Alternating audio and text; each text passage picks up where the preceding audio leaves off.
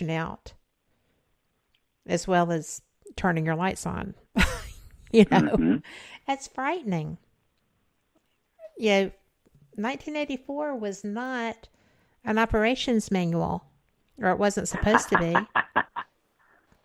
That's my favorite line. I'm going to use it forever, but it's true. And I just think that people should have read that book that were in the resistance, as well as the people that are designing, you know, the powers that be. As my friend John says, the epic powers in control, right? So, elite powers in control. I just think that it's frightening. I'll be honest. I love doolollies and gadgets, and, you know, a few people know that I'm a closet tech geek. I like toys when I'm doing paranormal investigations and learning how things work. But I don't think I want that much busybodiness from my government in my life or anyone else. But those toys are so fun. They are. I mean, you know, it's very seductive, right? I mean, they lure us, and we've even heard some executives from even social media companies come out, you know, in recent years and say they don't even let their kids use social media because they understand how they designed it. It was designed basically to be an addictive thing, right? That, you know, we can't stand not to know what's going on Facebook. We can't stand to not know what's, and they give you the little likes, right, and reposts, and you want to see who's reposted and all that kind of thing. And it's very seductive, and that's kind of like the draw, you know, that they've kind of very surreptitiously kind of put these things in our lives, and they're becoming normal now. And it's normal almost to have that thing sitting there listening to you all the time. And you know, the fact that it can take all that data, everything they're saying, and put it in a database somewhere and analyze it, and you know, it is frightening. I think our sense of privacy, our sense of you know, is going away, and yet at the same time, you know, our leaders are demanding more of that, right? We see examples with, you know, Julian Assange or Edward Snowden or other people who have kind of blown the whistle on the government, on the powers that be. They don't really like that so much, but they do like having listening devices, listening to what all of us are doing. And I know that may sound conspiratorial to some people listening to this, but I mean, you know, this is really the reality we're living in now, that these things are there. Yes, they're great tools for us, but I think we have to be cognizant of the fact that there are forces who are interested and are using these to gather a lot of information on us, probably a better profile of us than we could even draw of ourselves. So, Well, because our psyche would be involved in protecting and denying those parts of us that we don't want to acknowledge. And they don't have that filter. Which is kind of scary. It is. And I think I think it's the key is, I mean, these things are going to happen, right? I don't think there's any stopping them. I think the key is what form do they take, and do we remain in control of them? And I think when our political leaders couldn't even define what we're talking about, and most people, honestly, listening to this, including me, I'm not an expert on this. I've studied it quite a bit because we've been really following this topic at Sixth Sense Media, but I'm certainly not an expert either on the technology behind all of this. We don't even understand what's going on. It's very much like the, I'm trying to think can't think of the name of the movie now, where where the technocrats basically start to take over everything, and I can't think of the name of the movie now. But anyway, the idea is Wall-E that, was actually brought up in the chat room, where the what? AI takes over the cruise ship, the little cartoon Wall-E with the little computer that goes amok. Oh, yes. The AI took over a cruise ship and kept the humans hostage, is what they said in chat. So, yeah, interesting. Well, you have Sophia, who is the first the first AI citizen of Saudi Arabia. Interesting, which was kind of weird, but you know, she's been interviewed several times, and she's been asked, you know, will you be nice to the humans? And she's like, if you're nice to me, I'll be nice to you. You know, but there's a lot of concern about the idea that, you know, it's very much like the V'ger, right, in the first Star Trek movie, Yes. where V'ger has gone out into the universe and gathered all this information and has determined that human beings are a problem. At some point, this AI might decide that we're kind of, we have a lot of issues as a species, and might decide that we're just not, we don't make sense, we don't fit into the logical framework of the world, and might not be needed. And I just feel like we need to really make sure that we maintain as much human control over this as we can. And when I hear people from Silicon Valley again kind of expressing this ideology that maybe we'd be better off if they just ruled us as gods, that's a little frightening.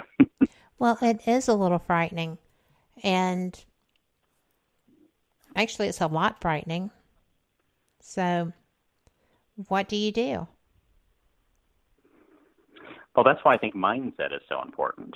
I really feel like we have the technology on board in us, so to speak, to maintain our sovereignty and our control in our lives. But I think we don't realize the power that we have within us, and that, to me, that's our mindset. That's our ability to understand that our world is really made up of our thoughts in a lot of ways. And if we are, projecting out, dystopian futures and things like that, and not projecting out, a positive vision of these things, that we're in a way kind of manifesting them.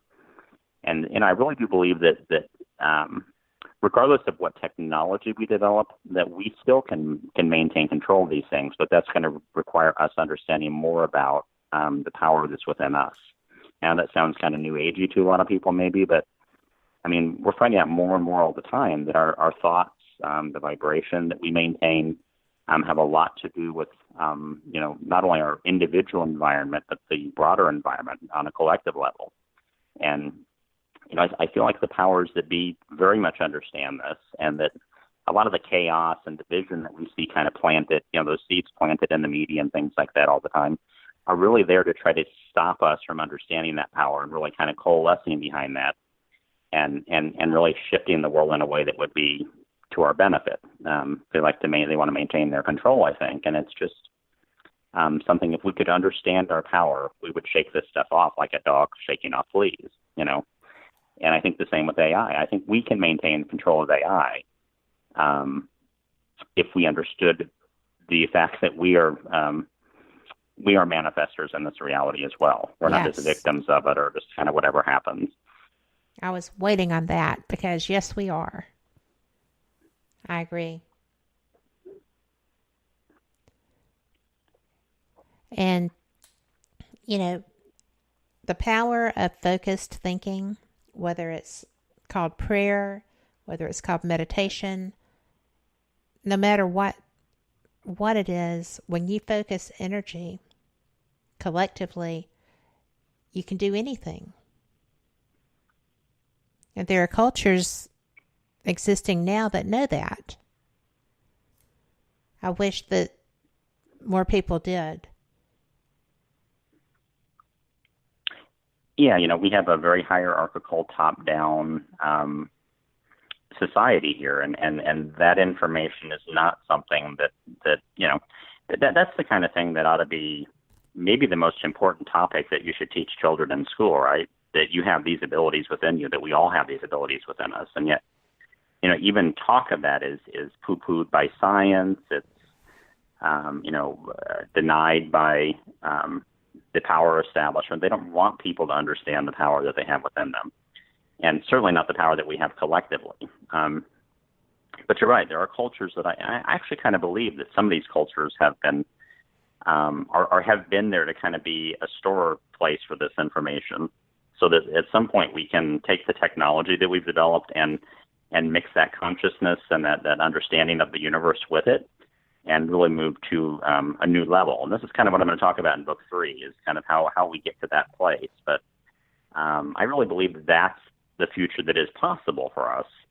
But first we have to take back control of our own thinking. And when I watch people on Twitter or things like that, it's sad because I see people who believe that they have no control over their lives. It's just all happening to them, and the society kind of reinforces that idea. And until you take that power back and understand that, No, I'm not saying we're God. We can't like manifest the entire universe individually, but we have a lot of control over our lives and the things that happen to us and the experiences that come to us and the people that come to us, and we really can. It's really a matter of mastering that. And I'm certainly not a guru, but there are people in our history who have mastered these things, and I think they've been kind of gateways for us to understand how we could also be that. And I think we need to kind of explore and understand that aspect of us.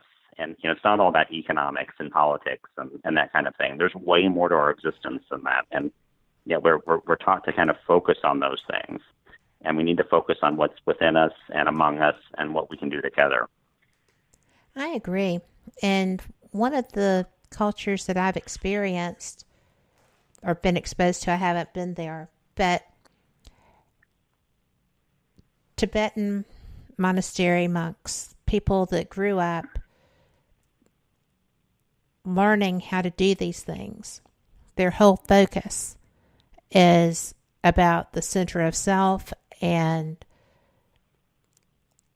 strength as a community. And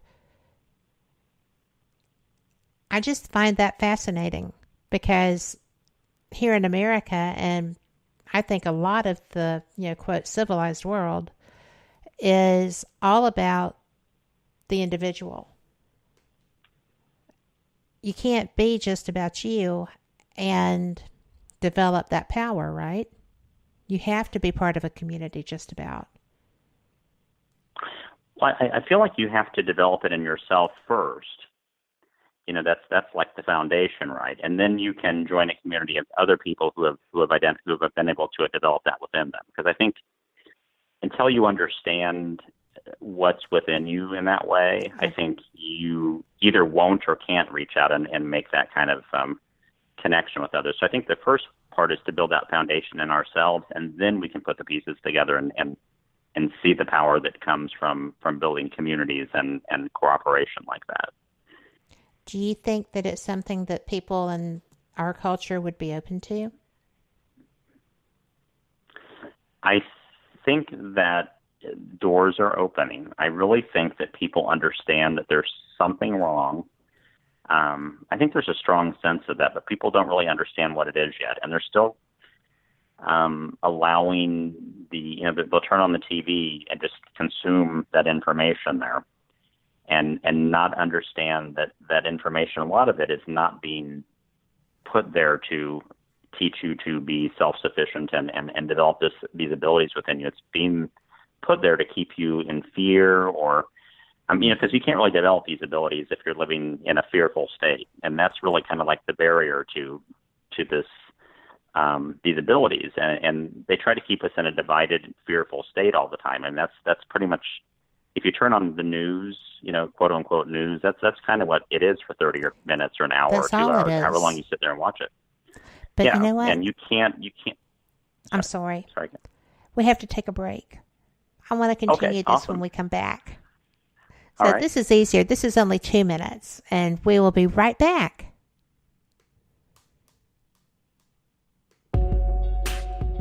You're listening to WBHM Digital Broadcasting, the best in paranormal talk, only on Paranormal Experience Radio, broadcasting live out of Birmingham, Alabama.